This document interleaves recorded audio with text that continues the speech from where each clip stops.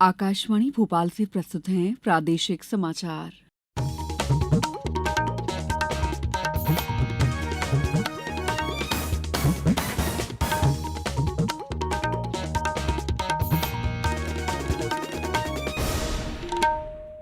नमस्कार, समाचारों के साथ मैं दीपा सिंह। सबसे पहले मुख्य समाचार। केंद्रीय मंत्री नितिन गडकरी आज सड़क और पुल निर्माण में नई तकनीक पर सेमिनार का भोपाल में करेंगे शुभारंभ। खनिज सम्मेलन में प्रदेश में 33 औद्योगिक संस्थानों की ओर से 19,000 करोड़ से अधिक के निवेश प्रस्ताव आए। प्रदेश में बनेगी फार्मा पॉलिसी। और सतना में स्कूली बास्केटबॉल के बालक वर्ग में इंदौर, बालिका वर्ग में जबलपुर विजेता बनी। अब समाचार विस्तार से। मुख्यमंत्री डॉ मोहन यादव और केंद्रीय सड़क तथा परिवहन मंत्री नितिन गडकरी आज भोपाल में सड़क और पुल निर्माण के क्षेत्र में उभरती नवीनतम प्रवृत्तियों और तकनीकों पर 2 दिवसीय सेमिनार का शुभारंभ करेंगे। पेश है हमारे संवाददाता की एक रिपोर्ट। सम्मेलन का उद्घाटन केंद्रीय सड़क एवं परिवहन मंत्री नितिन गडकरी और मध्य प्रदेश के मुख्यमंत्री डॉ मोहन यादव करेंगे। इसका आयोजन भारतीय सड़क कांग्रेस और मध्य प्रदेश के लोक निर्माण विभाग के सहयोग से किया जा रहा है। मुख्यमंत्री डॉ मोहन यादव ने बताया कि इस 2 दिवसीय सम्मेलन में मध्य प्रदेश के अवसंरचना विकास को नई ऊर्जा मिलेगी और यह आयोजन राज्य की निर्माण परियोजनाओं में नई ऊंचाइयों को प्राप्त करने में सहायक सिद्ध होगा। सम्मेलन में प्रधानमंत्री ग्राम सड़क योजना के तहत नई तकनीकों का कार्यान्वयन, पुल निर्माण में नई मशीनरी का उपयोग और सड़क निर्माण में उपयोग होने वाली नई सामग्रियों पर फोकस रहेगा। सड़क सुरक्षा, परियोजनाओं की निगरानी के लिए आईटी तकनीकों का उपयोग और सीमांत सामग्रियों के उपयोग पर भी गहन मंथन किया जाएगा। संजीव शर्मा, आकाशवाणी समाचार, भोपाल। प्रधानमंत्री नरेंद्र मोदी आज नई दिल्ली में कर्मयोगी सप्ताह का शुभारंभ करेंगे। इस सप्ताह के दौरान प्रत्येक सरकारी कर्मी को कम से कम 4 घंटे का पाठ्यक्रम पूरा करना होगा। इससे प्रतिभागियों के अलावा मंत्रालयों, विभागों और संगठनों का क्षमता विकास होगा। प्रदेश को कल संपन्न खनिज सम्मेलन में 33 औद्योगिक संस्थानों की ओर से 19,650 करोड़ रुपए के निवेश प्रस्ताव मिले हैं।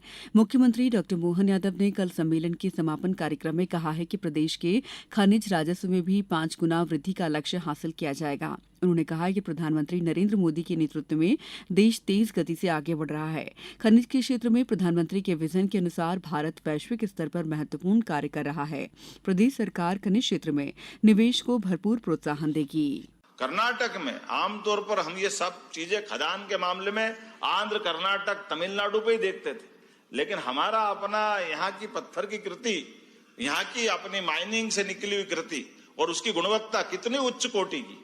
अभी मुझे इस बात की प्रसन्नता कि भारत सरकार ने हमको नंबर 1 का पुरस्कार दिया माइनिंग नीलामी को लेकर, तो वो केवल भारत सरकार की उस पॉलिसी को धन्यवाद देते हैं।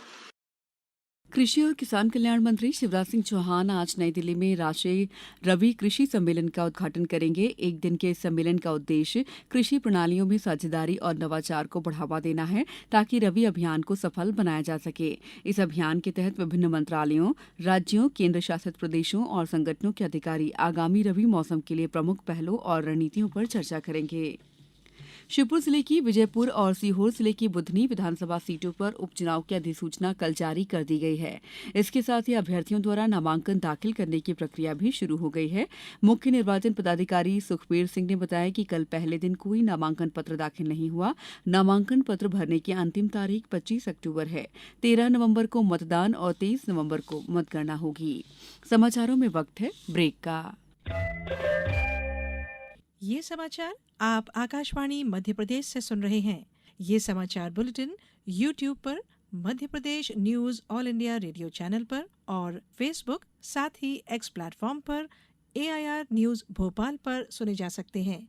इसके अलावा आप हमारी वेबसाइट newsonair.gov.in पर अथवा न्यूज ऑन AIR ऐप पर भी समाचार सुन सकते हैं।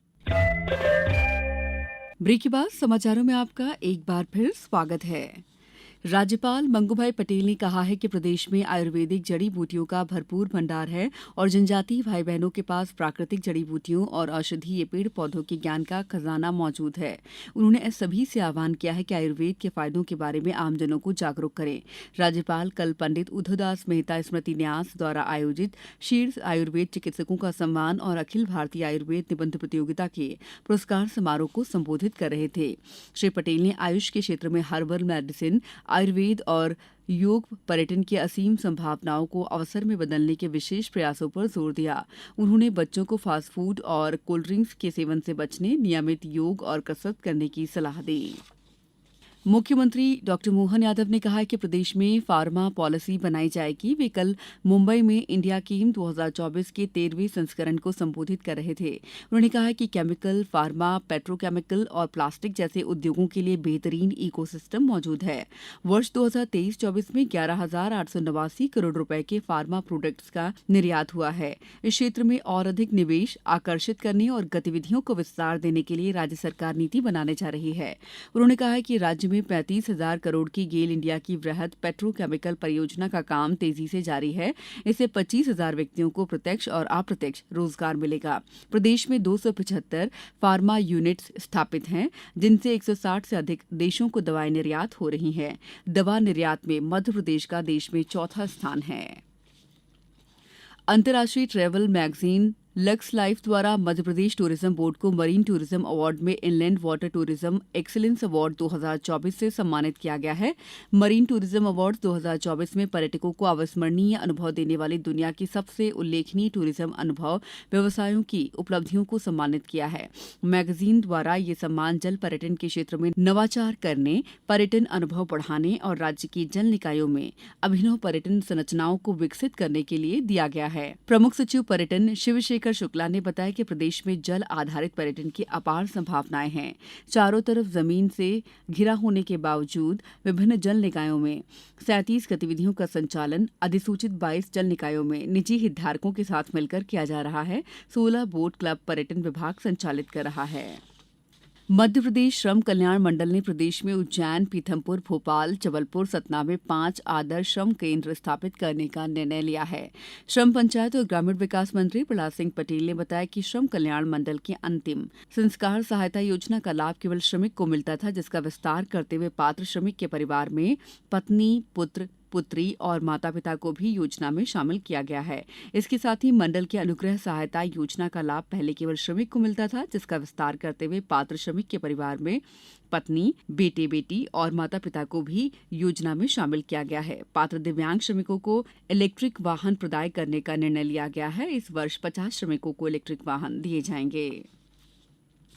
सतना में स्कूली बास्केटबॉल के बालक वर्ग में इंदौर संभाग और बालिका वर्ग में जबलपुर की टीम विजेता बनी है। दोनों वर्गों में उज्जैन उप विजेता बनी है। बालक वर्ग के फाइनल में इंदौर संभाग ने 3 अंक से उज्जैन को हराया, जबकि बालिका वर्ग में उज्जैन और जबलपुर संभाग के बीच बास्केटबॉल का फाइनल मैच खेला गया, जिसमें जबलपुर संभाग 1 अंक से विजयी रहा। इस मौके पर विजेता, उप विजेता और तृतीय स्थान प्राप्त करने वाले खिलाड़ियों को पुरस्कार और ट्रॉफी देकर सम्मानित किया गया।